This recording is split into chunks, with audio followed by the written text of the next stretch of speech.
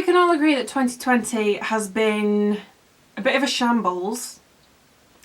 Understatement of the year. But nonetheless, throughout this year, I have managed to gather a few favourites. And I thought you guys might like to know what I've been loving in the year 2020, which is probably going to become a repressed memory come New Year's. So if you like the sound of this video, make sure to give it a huge thumbs up. And while you're down there, subscribe if you haven't already. If you have, thank you so much for returning.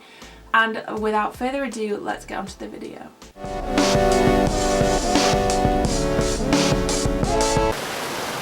Where to start? Let's start with the biggest thing I have here. So this is the Bleach London White Toner. If you don't know, if you've not been with me for, since the start of the year, I started off with white, like icy blonde hair. I've been dyeing my hair throughout this year. I swear by this stuff. When I didn't use this, my hair just went so like brassy and orangey. This stuff just kind of reeled back all the orange tones. I completely agree with this Bronze Morals. I love them so much and I couldn't recommend them more. Next, let's go with...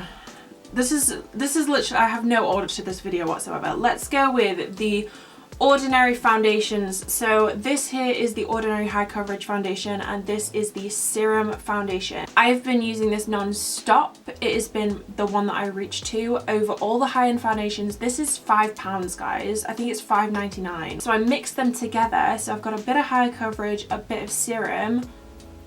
The perfect medium. But I can rave about both of these individually. If you like a more high coverage foundation, then I can recommend this. And if you like a more lightweight foundation, then the Serum Foundation is perfect as well. So the lightest shade I have is 1.2N and then this one is 2.0N. And they're both SPF 15, which is a bonus. Okay, so next we have the Eucerin Acute Lip Balm. You can buy this from pharmacies. I have never used a lip balm quite as good as this. I know a lot of lip balm brands quite cheekily make lip balm formulas dry out your lips so that you use more and more and more. It keeps drying out your lips and then you run out of the product, you go and buy more. But this stuff, it works. It really works. Okay, so let's move on to series. So I've been watching a series called Dexter. I've been watching it on Now TV, but I think you can also watch it on Amazon Prime. If you're into kind of like crime, it's not a documentary, it's like a drama thriller. So he's a secret serial killer who is a blood spatter analyst for the Miami Metro Police. Because he's in forensics and he works for the police department, he knows how to commit the perfect crime. It's so weird because he's a complete and utter psychopath, but we like him. We're on his side and we want him to succeed. It's so strange. It's really weird and psychological, but I would 100% recommend it. Another series is Selling Sunset. This is on Netflix. I binged the entire 3 series in 4 nights. It's like trash TV, but with an aspect of kind of culture. You get the LA vibes, lifestyle, architecture. Oh my goodness, the architecture. But there's also, like your fair share of catfights. And thirdly is Gossip Girl. I'm completely aware that I'm very, very late to the party with Gossip Girl. I only watched it for the first time this year. Unfortunately, I heard somewhere that it's actually been taken off Netflix come 2021. At least I managed to watch it before they took it off Netflix. Okay, so let's move on to a little bit of skincare. So I have been using this soap face bar from Upcircle for maybe about 3 weeks now, which I know isn't kind of like a 2020 favorite, but I believe it is 100% heading in that direction. So it's the Upcycle Chocolate Charcoal Soap Bar. So it's 100% natural, vegan and palm oil free, and obviously it's plastic free as well because it came in this cardboard box and once it's gone, it's gone. So this is what the bar looks like. Obviously it kind of looks a bit gross because I have been using it. I'm a little bit hesitant to put this in my favorites purely because with skincare I like to use it for a long period of time before I recommend it to you. But I have to say,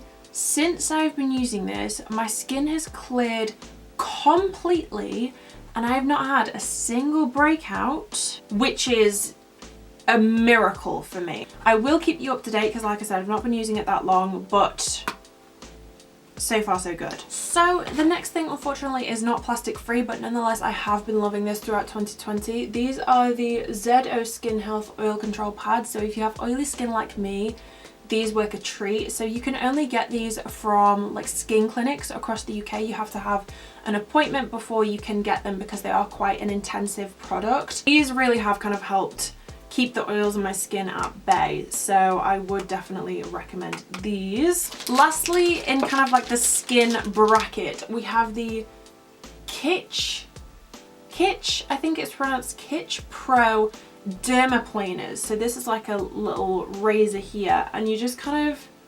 and it gets rid of all the hairs, the little kind of peach fuzz on your skin. I noticed that before I started using these, my foundation kind of started gathering in like the little peach fuzz that I get like around my face, which is completely natural. Obviously I know this isn't for everyone, but if you are struggling with getting your makeup to apply nicely to your skin, then this might be the thing for you. So I bought these from Beauty Bay, I think, and you get 12 in a pack, and it is a bonus that it is made from plants. So the next thing I want to rave about is a YouTube channel called MadFit. So she's an American fitness influencer. She does kind of like dance videos that you can dance along with, and it's kind of like Zumba but to pop songs kind of. But the reason I love her channel is because of her stretch/yoga videos. Starting off your day with a stretch is just such a great way to kind of start in the right direction, particularly if you're like me, you don't like doing kind of cardio or weights in the morning. I'm more of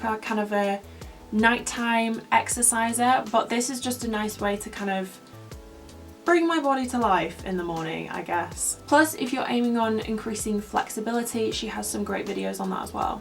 Next on my list is actually a blog. It's an online blog of a girl who's literally living my dream life. She is living in New York as a fashion intern. She moved there from LA, so she is American. She has the most incredible view of New York from her apartment. I think she's 20 years old. How is she?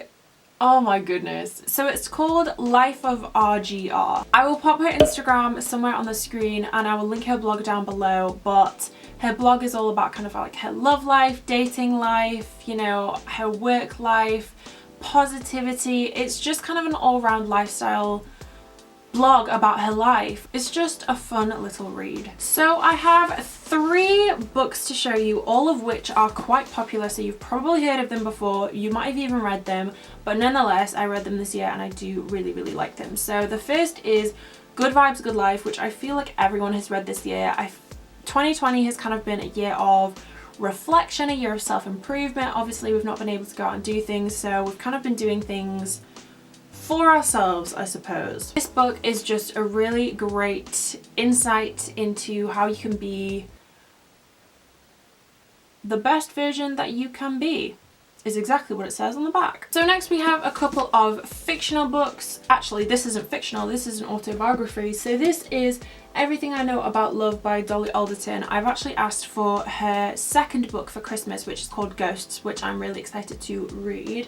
This is a really kind of down-to-earth, gritty autobiography about everything in her life that is just like the worst dates, the worst parties, her worst experiences of her life that are just laughable, basically. It is a really funny, light-hearted book.